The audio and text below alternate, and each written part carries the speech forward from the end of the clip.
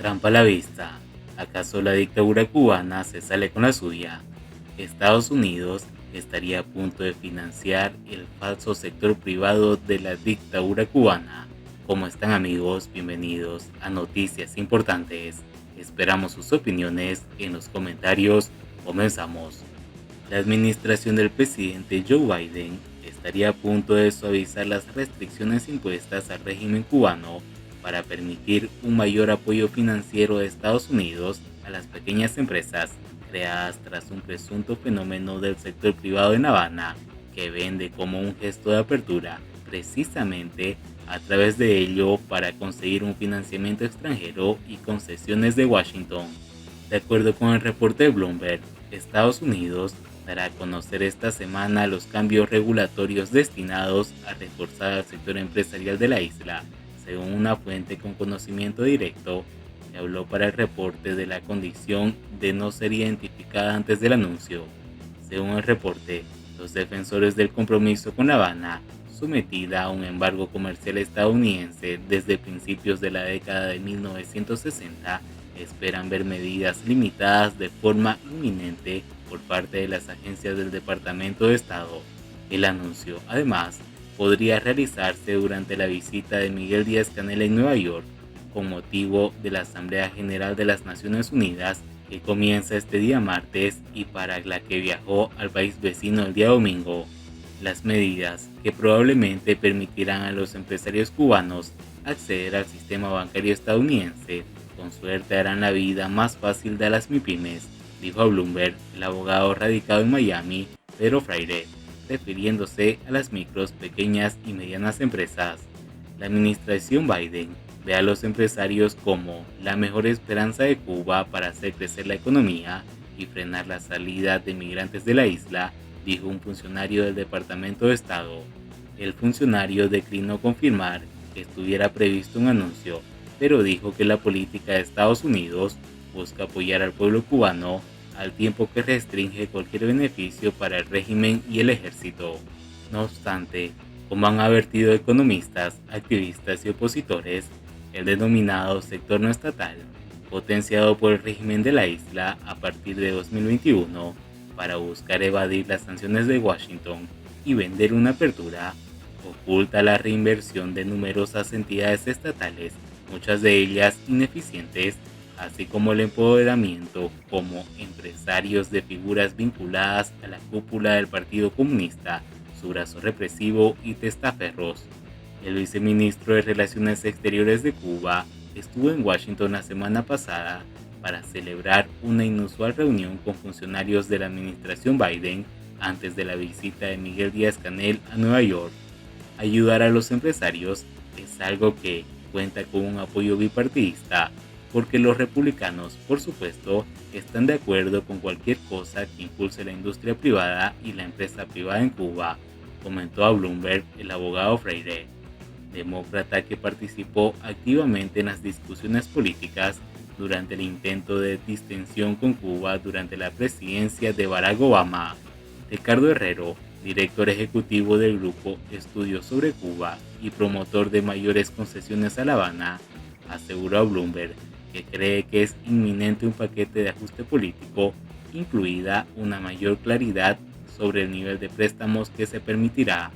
Las medidas detallarán cómo los empresarios cubanos pueden abrir cuentas bancarias en Estados Unidos y luego tener acceso a esas cuentas bancarias desde dentro de Cuba, dijo Herrero por teléfono el día domingo por la noche. Eso en sí mismo cambia el juego, admitió. Pese a ello, el equipo de Biden no ha mostrado ningún deseo de volver a comprometerse al nivel de la administración de Barack Obama, dijo José Cárdenas, quien trabajó en temas de América Latina en la administración de George W. Bush. No habrá una normalización 2.0. Realmente ven pocas ventajas políticamente en una iniciativa de este tipo. No obstante, una medida de esta naturaleza podría llevar dinero fresco a los bolsillos de la dictadura cubana, lo que le permitiría además ganar tiempo para consolidar su poder, debilitado tras el estallido social del 11 de julio de 2021, y mejorar la situación económica crítica que sufren los cubanos. Siguiendo con las noticias, Cuba, mucha cumbre, pero más miseria. Con la cumbre de los 77 más China sobre los retos actuales del desarrollo, el papel de la ciencia, la tecnología y la innovación, el gobierno cubano buscó reposicionarse como un gran conductor de los países del sur, al estilo de Fidel Castro. El reclamo del cese al bloqueo y de la no inclusión de Cuba en la lista de patrocinadores del terrorismo en la declaración final fueron objetivos primordiales. Raúl Castro asistió a la sesión y recibió a varios presidentes y primeros ministros. Antonio Guterres, secretario general de la ONU, llamó amigo a Miguel Díaz-Canel, según se escuchó en la televisión cubana.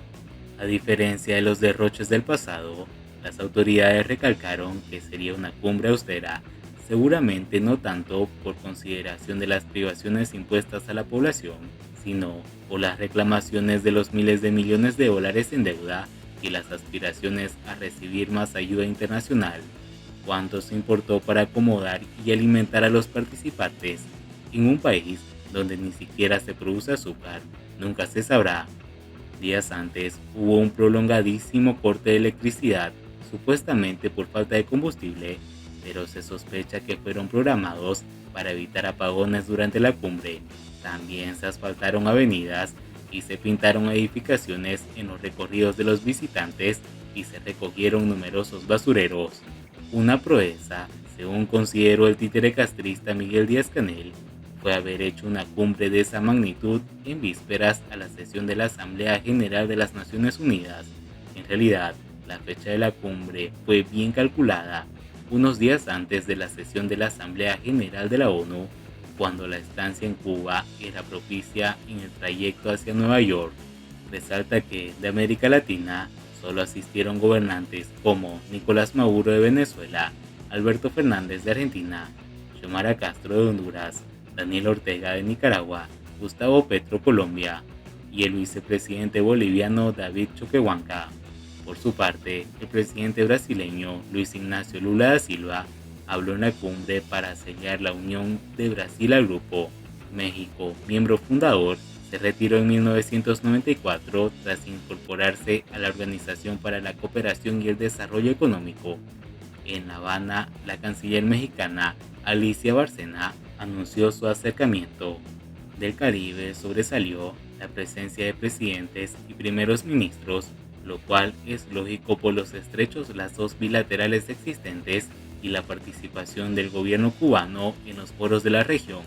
La India, fundadora del grupo y la primera en ejercer la presidencia, envió al secretario para el oeste del Ministerio de Asuntos Exteriores, a pesar de su relevante papel tradicional en el grupo.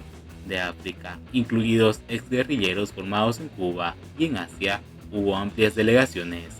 El títere castrista Miguel Díaz-Canel ha cultivado un prestigio internacional propio antes de la partida física del dictador Raúl Castro, su mentor. La sonrisa y el vocabulario de ciencia, innovación e investigación del académico presentan un régimen supuestamente renovado, lejano a los gritos y a las amenazas del dictador Fidel Castro. En esas tribunas no se cuestionan los 64 años de la llamada revolución. A fin de cuentas, los participantes también procuraron solapar los problemas de sus países, achacando pobreza, el hambre, la corrupción, los procesos electorales manipulados, los golpes de Estado y la injerencia externa. Y bien amigos, así vamos terminando las noticias importantes del día de hoy. Por favor, nos ayudarían mucho compartiendo las noticias y así poder informar a muchas más personas de la verdadera realidad en Cuba. Patria y vida mis hermanos, nos vemos en el siguiente informe.